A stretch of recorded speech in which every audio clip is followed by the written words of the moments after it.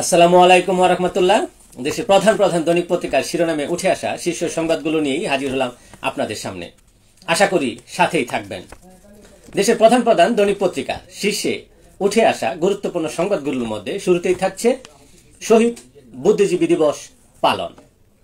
সারা দেশ জাতির শ্রেষ্ঠ সন্তানদের স্মরণ করল।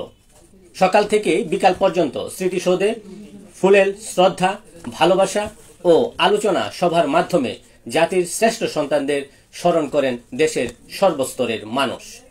নতুন দেশ গড়ার প্রত্যয় স্মরণ সবাই শ্রেষ্ঠ সন্তানদের। রাষ্ট্রপতি, প্রধান উপদেষ্টা, রাজনৈতিক দল ও সকল শ্রেণী পেশার মানুষ জাতীয় স্মৃতিসৌধে ফুল দিয়ে শ্রদ্ধা নিবেদন করেন। আইন, বিচার ও সংসদ বিষয়ক উপদেষ্টা ডক্টর আসিফ নজরুল বলেছেন, আমরা যদি আওয়ামী লীগ আমলের চেয়ে অনেক ভালো বাংলাদেশ গড়তে না পারি, তাহলে এই জুলাই অভ্যুত্থান ব্যর্থ হয়ে যাবে, এটা মনে রাখতে হবে। পররাষ্ট্র উপদেষ্টা মোহাম্মদ তৌহিদ হোসেন বলেছেন, নির্বাচনের মাধ্যমে ক্ষমতা হস্তান্তর করে আমরা চলে যাব। অন্তর্বর্তী সরকারের লক্ষ্য হচ্ছে চূড়ান্তভাবে একটি নিরপেক্ষ ও সঠিক নির্বাচনের মাধ্যমে ক্ষমতা হস্তান্তর। এটা নিয়ে সন্দেহের অবকাশ নেই বলেও তিনি জানান। সবাই মিলে গণতান্ত্রিক দেশ গড়ে তুলব বলে মন্তব্য করেছেন বিএনপির ভারপ্রাপ্ত চেয়ারম্যান তারেক রহমান। আশা করি দ্রুত নির্বাচনের ব্যবস্থা হবে বলে আশাবাদ ব্যক্ত করেছেন বিএনপি মহাসচিব মির্জা ফখরুল ইসলাম আলমগীর। বাংলাদেশ জামায়াত ইসলামীর সেক্রেটারি জেনারেল মিয়া গোলাম পরোয়ার বলেছেন, ৭১ মুক্তিযুদ্ধের সময় বুদ্ধিজীবীদের হত্যার প্রকৃত ঘটনা এখনো রহস্যে ঘেরা।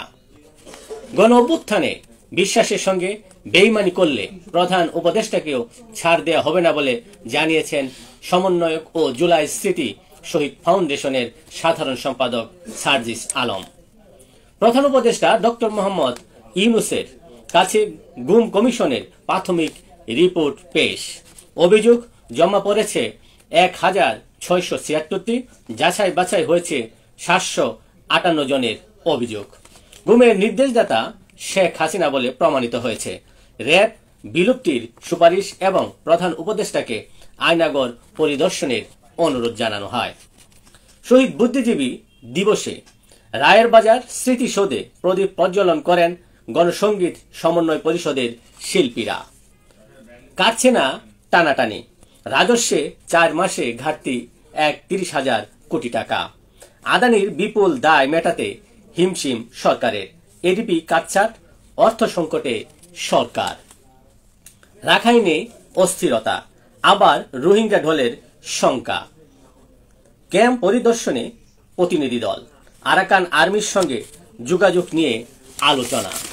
দেশের প্রধান প্রধান দৈনিক পত্রিকাগুলো তাদের আন্তর্জাতিক খবরে যে খবরগুলো গুরুত্ব সহকারে ছাপিয়েছে, তার মধ্যে শুরুতেই থাকছে দক্ষিণ কোরিয়ার রাজনীতিতে ঝড়, অভিশংসিত হলেন প্রেসিডেন্ট ইউন সুক। ভারপ্রাপ্ত প্রেসিডেন্টের দায়িত্ব পালন করবেন প্রধানমন্ত্রী হ্যান ডাক সু। ভারতকে অসহযোগী দেশের তালিকাভুক্ত করল যুক্তরাষ্ট্র। যুক্তরাষ্ট্রের অভিবাসন ও শুল্ক প্রয়োগ সংস্থা এ তথ্য প্রকাশ করে।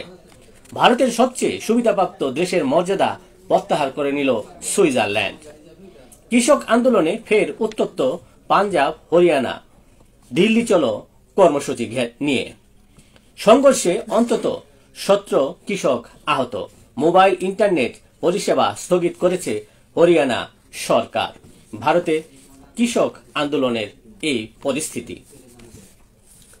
মধ্যপ্রাচ্য নিয়ে কাজ শুরু করেছেন ডোনাল্ড ট্রাম্প।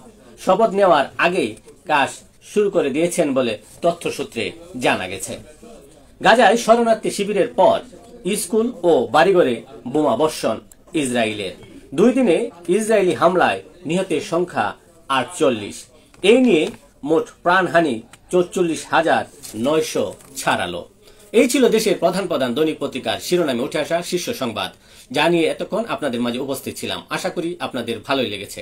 সার্বিক খবরের বিবেচনায় যদি আপনাদের কোনো অভিমত, অভিব্যক্তি, সমালোচনা কিংবা কোনো পরামর্শ থেকে থাকে তাহলে অবশ্যই কমেন্টসে জানাবেন। আপনাদের কমেন্টসের প্রত্যাশায় আজকের মতো এখানে বিদায় নিচ্ছি। আবারও দেখা হবে আগামীকাল ঠিক একইভাবে। সে পর্যন্ত অবশ্যই সকলেই ভালো থাকবেন, সুস্থ থাকবেন। আসসালামু আলাইকুম ওয়া রাহমাতুল্লাহ।